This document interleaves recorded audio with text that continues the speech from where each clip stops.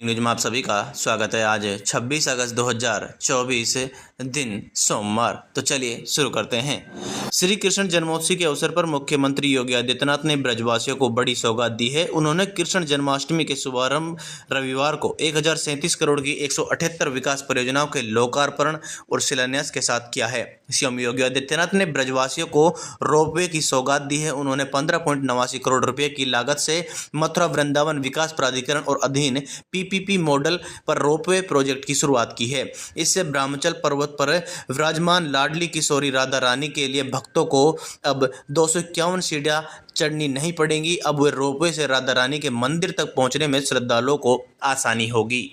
आप सरकार के मंत्री सौरभ भारद्वाज ने यूनिफाइड पेंशन स्कीम को लेकर केंद्र सरकार पर हमला बोला है। उन्होंने कहा है कि भाजपा तब तक पुरानी पेंशन नहीं लाएगी जब तक जनता उनका बहिष्कार करेगी। सौरभ भारद्वाज ने रविवार को IANS से बातचीत के दौरान कहा कि देश के लोगों की जनता की पुरानी पेंशन योजना की मांग है। इस मांग को न मानने के कारण केंद्रीय कर्मचारी भाजपा का बहिष्कार कर रहे हैं। आप नेता ने कहा कि भारतीय जनता पार्टी जब तक पुरानी पेंशन योजना नहीं लाएगी तब तक जनता उसका बहिष्कार करेगी। कि मुख्यमंत्री सुखविंदर सिंह सुक्खू रविवार को मंत्रिमंडल की बैठक में शामिल हुए। बैठक में उन्होंने मुख्यमंत्री सुख शिक्षा योजना समेत कई योजनाओं पर लागू करने की मंजूरी दी। मुख्यमंत्री सुख शिक्षा योजना का उद्देश्य विधवाओं, तलाकशुदा महिलाओं और दिव्यांग अभिभावकों को अपने बच्चों का पालन पोषण और शिक्षा प्रदान करने में सहयोग प्रदान करना। इसके अंतर्गत पात्र बच्चों को 18 वर्ष की आयु तक शिक्षा, स्वास्थ्य, पोषण संबंधी आवश्यकताओं की पूर्ति के लिए प्रति माह 1000 रुपये का अनुदान प्रदान किया जाएगा। भारतीय जनता पार्टी ने रविवार को जम्मू कश्मीर विधानसभा चुनाव के लिए करीब 50 उम्मीदवारों के नाम पर मंथन किया है। बीजेपी कश्मीर में 11 उम्मीदवार जबकि जम्मू क्षेत्र में कुल 43 सीटों पर उम्मीदवार उतार सकती है। भाजपा की केंद्रीय चुनाव समिति ने आगामी विधानसभा चुनाव के लिए उम्मीदवारों के नाम तय करने के वास्ते रविवार शाम एक बैठक की। प्रधानमंत्री नरेंद्र मोदी, भाजपा अध्यक्ष JP नड्डा, गृह मंत्री अमित शाह और CEC के अन्य सदस्य भी जम्मू कश्मीर की पार्टी नेताओं के साथ बैठक में शामिल हुए। PM नरेंद्र मोदी ने कहा, हमारे जुडिशियल सिस्टम का फाउंडेशन जितना मजबूत होगा उससे हमारा देश और देश की व्यवस्थाएं भी मजबूत होगी। PM मोदी ने समारोह में बोलते हुए चुटकी ली कि कोर्ट के चक्कर का नाम आते ही लोग घबरा जाते हैं। उन्होंने कहा कि देश में न्याय सरल और सुलभ होना चाहिए। कई बार न्याय की प्रक्रिया इसे जटिल बना देती है। कोर्ट का चक्कर का नाम आते ही लोग परेशान हो जाते हैं। लोग सोचते हैं इस चक्कर में फंस गए तो कब निकलेंगे पता नहीं। उन्होंने कहा कि न्याय की इस जटिलता को दूर करने के लिए देश में कई प्रभावी कदम उठाए गए हैं। उन्होंने कहा है कि हमारी सामूहिक जिम्मेदारी है कि हम न्याय को सरल और स्पष्ट बनाएं।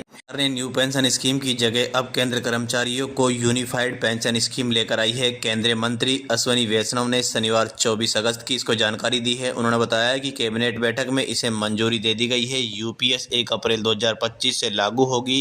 UPS से 23 लाख केंद्रीय कर्मचारियों को फायदा होगा। कर्मचारियों के पास UPS या NPS में से कोई भी पेंशन स्कीम चुनने का ऑप्शन रहेगा। राज्य सरकार चाहे तो वे भी इसे अपना सकती है। अगर राज्य के कर्मचारी शामिल होते हैं तो करीब 90 लाख कर्मचारियों को इसका फायदा होगा। मैनचेस्टर में खेला गया इंग्लैंड और श्रीलंका का पहला टेस्ट, जिसमें साथियों श्रीलंका और इंग्लैंड के बीच मैनचेस्टर में खेले जा रहे पहले टेस्ट में मैच में इंग्लैंड ने श्रीलंका को 5 विकेट से हरा दिया है। 206 रन के टारगेट का पीछा कर रही इंग्लैंड की तरफ से जो रूट ने 62 रन बनाए। भारतीय क्रिकेटर शिखर धवन का इंटरनेशनल क्रिकेट से संन्यास 2022 में आखिरी टूर्नामेंट खेला था। बोले, टीम इंडिया में खेलना बचपन का सपना था। टीम इंडिया के ओपनर रहे शिखर धवन ने शनिवार को सुबह अंतर्राष्ट्रीय क्रिकेट के तीनों पर फॉर्मेट से संन्यास का ऐलान कर दिया है। उन्होंने सोशल मीडिया पर एक वीडियो पोस्ट कर इसकी जानकारी दी। केंद्रीय गृह मंत्री अमित शाह ने रायपुर में वामपंथी उग्रवाद की समीक्षा की। इस बैठक में 7 राज्य अफसरों के साथ करीब 4 घंटे तक बातचीत की गई है। मीटिंग में अलग अलग राज्यों के DGP, पैरामिलिट्री फोर्स के चीफ और राज्य सरकार के सचिवों को बुलाया गया है। शाह ने कहा कि मार्च 2026 तक देश से नक्सलवाद खत्म हो जाएगा। पुणे के पोर्ट इलाके में शनिवार को हेलीकॉप्टर क्रैश हो गया। यह हेलीकॉप्टर मुंबई से हैदराबाद जा रहा था। इसमें पायलट और 3 यात्री सवार थे। हादसे में पायलट जख्मी हुआ है और उसे अस्पताल में भर्ती कराया गया है। बाकी 3 लोगों को ज्यादा चोटें नहीं आई है। पुणे रूरल पुलिस के सुपरिटेंडेंट पंकज देशमुख ने बताया कि हेलीकॉप्टर मुंबई की ग्लोबल वेक्ट्रा हेलीकॉर्प कंपनी का था। बोले 2027 में लॉन्च होगा चंद्रयान 4। भारत 2027 में चंद्रयान 4 की लॉन्चिंग करेगा। ये बात ISRO chief doctor S Somanathan ने नेशनल स्पेस डे के मौके पर कही। उन्होंने बताया कि चंद्रयान 4 का डिजाइन फाइनल हो चुका है। मिशन को सरकार से मंजूरी मिलने का इंतजार है। सुप्रीम कोर्ट ने कहा कि अगर किसी अनुसूचित जाति जनजाति के व्यक्ति को उसकी जाति का नाम लिए बगैर अपमानित किया गया तो ये मामला SC/ST अधिनियम 1989 के तहत अपराध नहीं होगा। मामले में सबूत से छेड़छाड़ की कोशिश हजारीबाग में हुई। सीबीआई ने जांच के दौरान कटकमदाग के जिस गेस्ट हाउस को सील किया था वहां 3 दिनों से लोगों की आवाजाही के सबूत मिले। बात करें साथियों सोने चांदी के भाव में, आज इंदौर में 24 कैरेट सोने के दाम में भी उछाल देखने को मिल रहा है। आज शहर में 10 ग्राम 24 कैरेट सोने का भाव 73,090 रुपये है। वहीं एक दिन पहले ही 72,700 रुपये था। वहीं 18 कैरेट की बात करें तो आज 10 ग्राम 18 कैरेट सोने के दाम 54,820 रुपये। वहीं एक दिन पहले 54,530 रुपये था।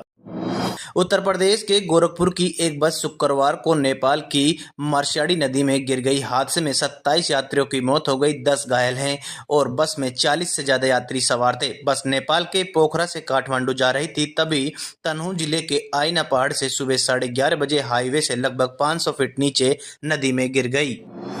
कोलकाता रेप मर्डर केस का पीड़ित परिवार न्याय मांग रहा है। एजेंसी को दिए गए इंटरव्यू में पीड़ित के पिता ने कहा कि उन्हें सीबीआई की जांच पर भरोसा है। उन्होंने आरोप लगाया कि कोलकाता पुलिस ने हमें गुमराह करने की कोशिश की और पूरी तरह से जांच नहीं की। प्रधानमंत्री नरेंद्र मोदी आज शुक्रवार 24 अगस्त को केंद्रीय कर्मचारियों के नेताओं के साथ अपने आवास पर बैठक करेंगे। कार्मिक मंत्रालय ने इसके संबंध में 21 अगस्त को एक नोटिस जारी किया गया था। बैठक ऐसे समय में हो रही है जब 2 राज्य जम्मू कश्मीर और हरियाणा में विधानसभा चुनाव होने हैं। इस लिहाज से ये बैठक काफी अहम मानी जा रही है।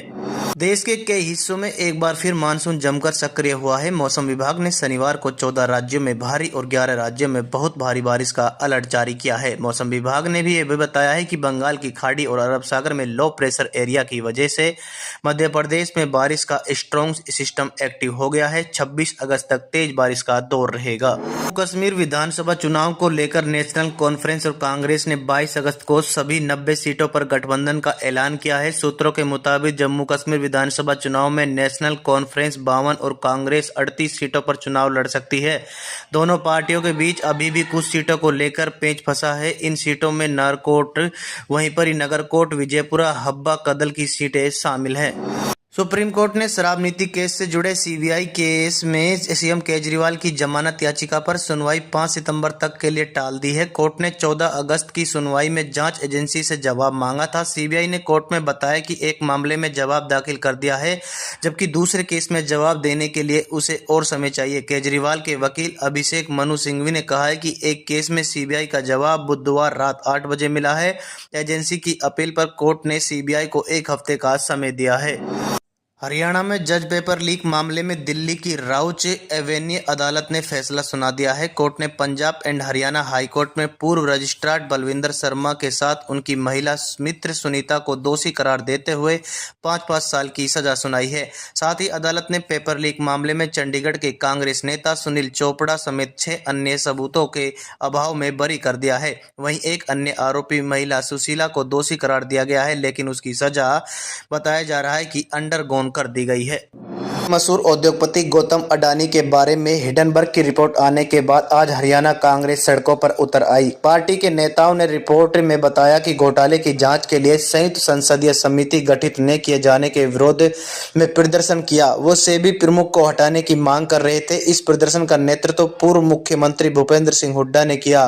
कांग्रेस नेता ने चंडीगढ़ में हरियाणा कांग्रेस मुख्यालय से ईडी दफ्तर तक मार्चा निकाला।